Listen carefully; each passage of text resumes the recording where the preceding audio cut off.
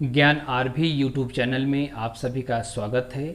आज आपको जीव जगत के बारे में बताने वाले हैं कि इस धरती पर जीवों की स्थिति क्या है, इनकी अनुकूलता क्या है, ये सजीव निर्जीव से कैसे पृथक हैं, इनका वर्गीकरण, इनका वर्गीकी, इनकी क्रमबद्धता, यानी बारी बारी से सभी के बारे में हम आज जानकारी प्राप्त करेंगे। तो आप हमारे साथ बने रहेंगे तो यह विभिन्न तरीके की जानकारी आप हासिल कर सकते हैं कि इस धरती पर जीव जगत कैसा है। अगर आप चैनल पर नए हैं तो चैनल को सब्सक्राइब कर दीजिए, बगल में बेल आइकन है उसे भी प्रेस कर दीजिए, जिससे समय समय पर आपको नोटिफिकेशन प्राप्त होता रहे। वीडियो अच्छा लगे तो इसे लाइक कर दीजिए, अपने दोस्तों में शेयर भी कर दीजिए और अपने विचार कमेंट बॉक्स में ज़रूर लिखिए। तो हम देर न करते हुए अपने वीडियो को शुरू कर रहे हैं। आज आपको जीव जगत के बारे में बताने जा रहे हैं कि ये पूरे संसार में जीवों का रहन सहन कैसा है। अगर जीवों की बात करें तो जीवों में जंतु तथा पेड़ पौधे दोनों निहित होते हैं, यानी संसार में सूक्ष्म जीव से लेकर बड़े जीव तक यानी उच्च कोटि के जीव यहाँ पर निवास करते हैं। तो आइए हम बारी बारी से इन सब चीज़ों को देख रहे हैं। जीवों का जगत के बारे में हम आपको समझा रहे हैं। तो आइए देखते हैं कि संसार में असंख्य जीव रहते हैं, जिनमें सूक्ष्म जीव जैसे माइकोप्लाज्मा से लेकर विशाल नीली व्हेल तक पाए जाते हैं। सभी जीव अपनी अनुकूलता के अनुसार जल, थल एवं खुले वायुमंडल में रहते हैं। इन सभी जीवों में अनेक प्रकार की विविधता देखने को मिलती है।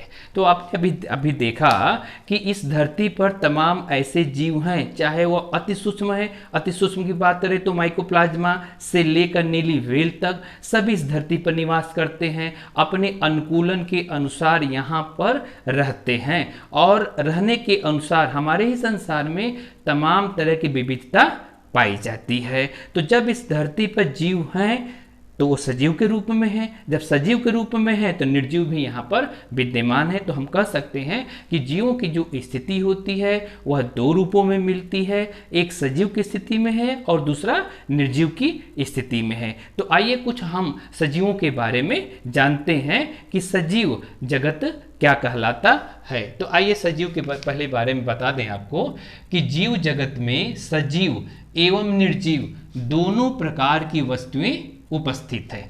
दोनों का ही निर्माण तत्वों से लेकर बना होता है। सजीवों के निर्माण में मुख्यतया 99% भाग कार्बन, हाइड्रोजन, ऑक्सीजन, नाइट्रोजन का होता है। सजीवों का प्रमुख लक्षण जीव द्रव्य की उपस्थिति है। जीव द्रव्य एक जटिल क्रिस्टलीय कोलायडी सजीव द्रव है। जीव द्रव्य में सभी जैविक क्रियाएं निहित होती हैं। तो अभी हमने देखा कि जो धरती पर सजीव के रूप में है, तो अगर वस्तुओं की बात करें तो इस धरती पर दो तरह की वस्तुएं हैं, एक सजीव वस्तुएं हैं और दूसरा निर्जीव वस्तुएं हैं। तो आपको पता है अगर दोनों का डिफरेंस बिटवीन अगर हम देख रहे हैं कि सजीव का यानी लिविंग और निर्जीव यानी नॉन लिविंग का, तो दोनों के अंतर में आप खुद उसका डिफ्रेंशिएट कर सकते हैं। हम बात करते हैं सजीवों के बारे में। तो जब सजीव उस धरती पर हैं तो कह सकते हैं कि उनका निर्माण किससे हुआ है, तो जीव द्रव्य से निर्माण हुआ है। अगर हम बात करें जीव द्रव्य क्या है, तो आप ध्यान रखिएगा कि जीव द्रव्य एक कार्बनिक तथा अकार्बनिक तत्वों के निर्माण से हुआ है और जीव द्रव्य कोलाइडी विलयन है। इसी की उपस्थिति के कारण इस धरती पर जीवन माना गया है। अगर सजीवों के तत्वों की बात करें तो सजीव के निर्माणकर्ता में जो तत्व निहित हैं वह 99% कार्बन है, फिर हाइड्रोजन है, ऑक्सीजन है और नाइट्रोजन है। तो हम बात कर सकते हैं किससे, प्रोटीन से। तो यानी हमारे पूरे शरीर की रचना प्रोटीन से हुई है और प्रोटीन का कंपोजिशन देखें तो वही है कार्बन, हाइड्रोजन, नाइट्रोजन और ऑक्सीजन से निहित होती है। और दूसरी चीज जीव द्रव्य निर्माण करने में महत्वपूर्ण रोल लेता है और जीव द्रव्य ही हमारे जो जैविक क्रियाएं होती हैं उनको सुचारू रूप से चलाता है। अगर जैविक क्रियाएं की बात करें तो वही पाचन, श्वसन, परिसंचरण, उत्सर्जन, जनन आदि क्रिया को संचालित करता है। अब सजीवों के और भी कुछ हम जानकारी देते हैं। आइए देखते हैं कि सजीवों के और कुछ क्या है। तो देखिए यहाँ पर आपको बता रहा है कि सजीव जगत यानी लिविंग वर्ल्ड। अगर हम लिविंग वर्ल्ड की बात करें तो सबसे पहले हम ये जानेंगे कि जीवन क्या है।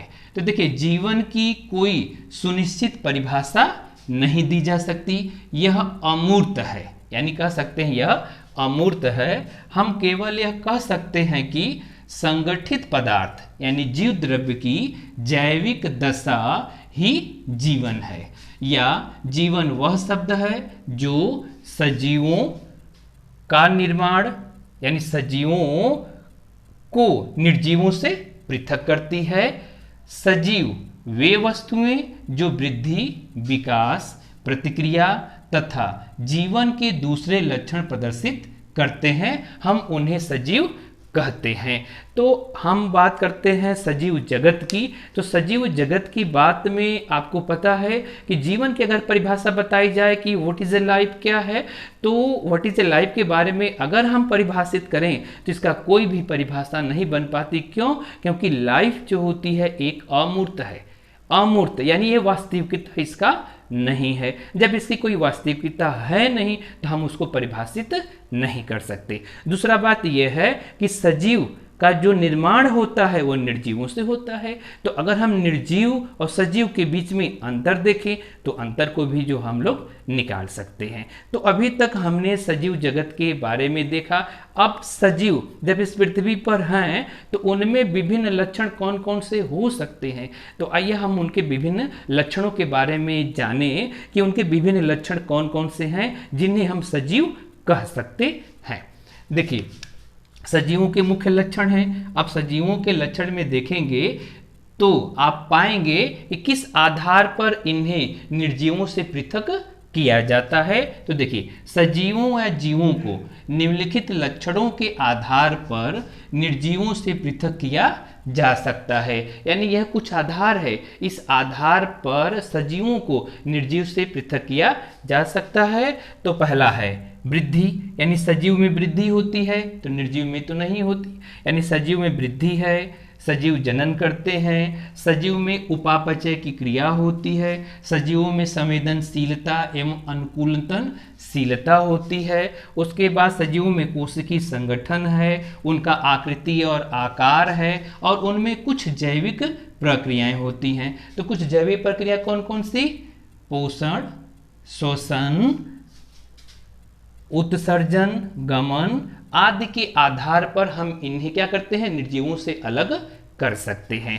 तो सजीवों के लक्षण के आधार पर हम इन्हें निर्जीवों से अलग कर सकते हैं। अभी आपने सजीवों के लक्षण को देखा। तो इस धरती पर सजीवों की ऐसी विविधता पाई गई, यानी जीवों की विविधता पाई गई, और जीवों की जब विविधता पाई गई तो अब उनको हम ये पाएंगे कि इनकी क्या क्रमबद्ध विविधता होती है। तो आइए देखिए कि सजीवों के दो मुख्य समूह होते हैं। आइए देखिए सजीवों के दो मुख्य समूह हैं, एक का नाम है जंतु और दूसरे का नाम है पादप। यानी सजीवों के दो मुख्य समूह में जंतु और पादप दोनों का अगर मध्य अंतर अगर हम देखें तो आप एक चार्ट बनाइए और एक चार्ट बनाकर एक तरफ जंतु यानी एनिमल, दूसरी तरफ प्लांट, और दोनों में क्या मुख्य अंतर होता है उसे आप लिख डालिए।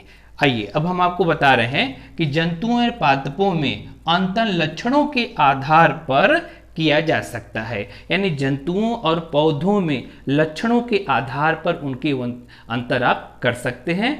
तो आप यानी छोटी क्लास से ही पढ़ते चले आ रहे हैं कि जंतु और पौधों में क्या अंतर है, क्या विशेष अंतर होते हैं, तो आप लिख सकते हैं।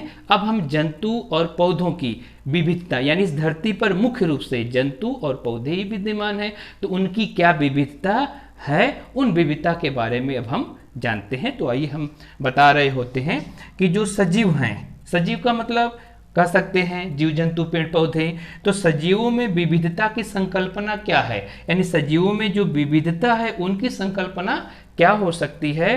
तो आप पाएंगे कि हमारे चारों ओर विभिन्न प्रकार के जीवों की उपस्थिति को जैव विविधता कहते हैं, यानी हम लोगों के चारों तरफ जो जीवों की विविधता पाई जाती है या विभिन्न तरह के जीव पाए जाते हैं तो उन्हें ही हम जैव विविधता कहते हैं। आइए और आगे देखते हैं कि जीवों की विविधता तो अभी हम लोग देख लिए और जानेंगे कि जीवों की प्रत्येक किस्म एक जीव जाति कहलाती है। यानी जीवों की जो प्रत्येक किस्म होती है, प्रत्येक वैरायटी होती है, उसे हम जीव जाति कहते हैं। अब तक वैज्ञानिकों द्वारा खोजी गई जातियों की संख्या लगभग 20 लाख।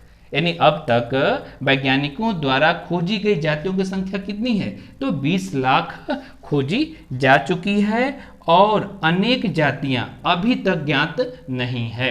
यानी अभी तक 20 लाख जातियां खोजी जा चुकी है, लेकिन कुछ ऐसी जातियां हैं जो अभी तक ज्ञात नहीं है, उन्हें भी खोजा जा रहा है। आइए और भी चीज़ें जो है देखते हैं कि वैज्ञानिकों का अनुमान है कि वर्तमान में पृथ्वी पर जीवों की लगभग 3 करोड़ जातियां उपस्थित हैं। आपको ये भी हम बता दें कि वैज्ञानिकों का अनुमान है कि वर्तमान में पृथ्वी पर जीवों की लगभग 3 करोड़ जातियां उपस्थित हैं। यानी ये 3 करोड़ जातियां उपस्थित होने के कारण जीवों की विविधता को हम समझ सकते हैं कि हमारी इस धरती पर जीव हैं तो उनमें क्या विविधता है, उनकी क्या क्या संकल्पना है, हम इनको जानें। अब आगे जानेंगे कि विविधता में क्रमबद्धता क्या है। यानी जब यहाँ पर विविधता यानी डाइवर्सिटी है तो इनमें क्रमबद्धता क्या हो सकती है। तो देखिए क्रमबद्धता को देखते हुए आप पाएंगे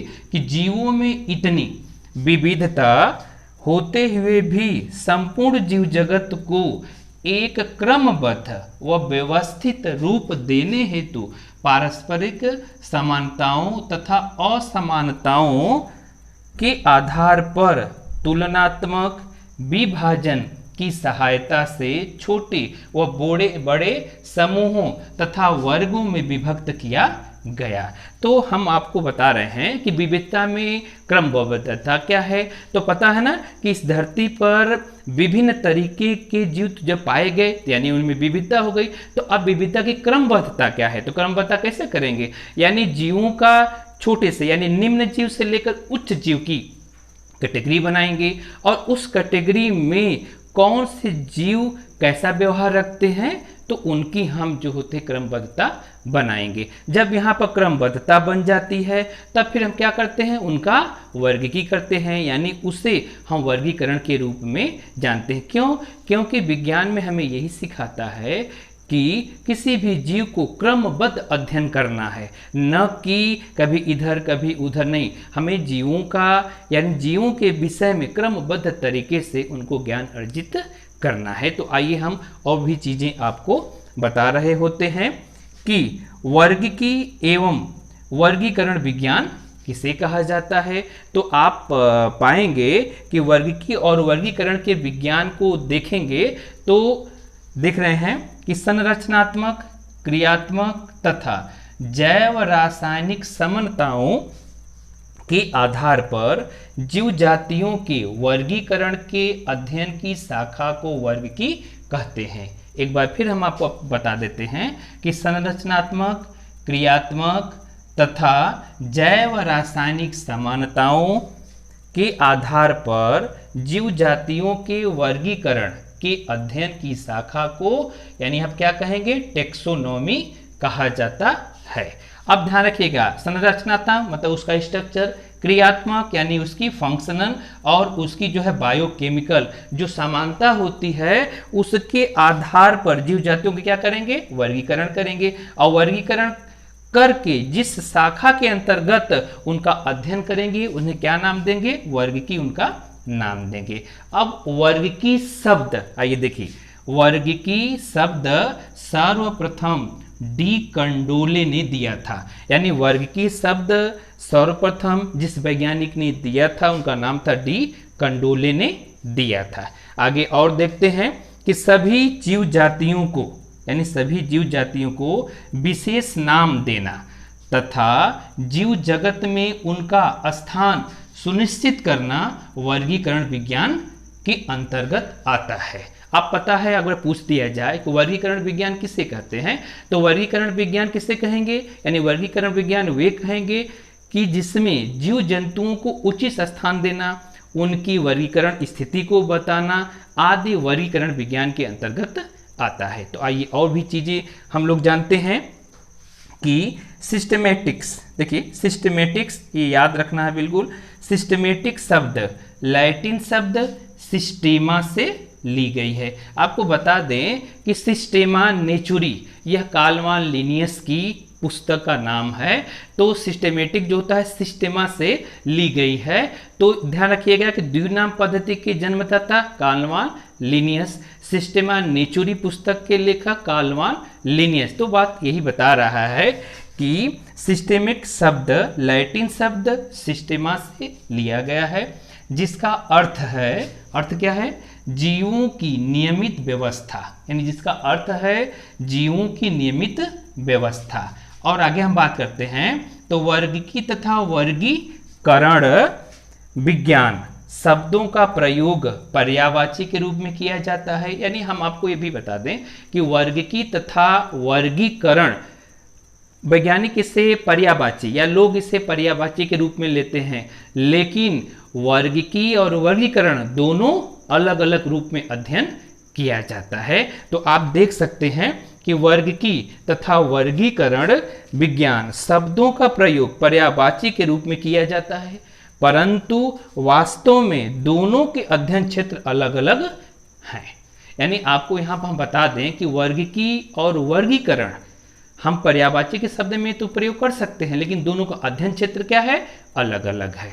तो अभी आपने जीव जगत के इन तमाम जानकारी आपने हासिल की, और इस जीव जगत के बारे में और भी चीज़ें आगे हैं। तो और भी चीज़ें यानी कर सकते हैं कि और भी टॉपिक यहाँ पर हैं, तो हम अपने नेक्स्ट वीडियो में आपको बताएंगे। तब तक के लिए जो है यहाँ वीडियो इसी पर ख़त्म करते हैं। आगे के वीडियो में हम आपसे फिर मिलेंगे। तब तक के आप सभी को धन्यवाद।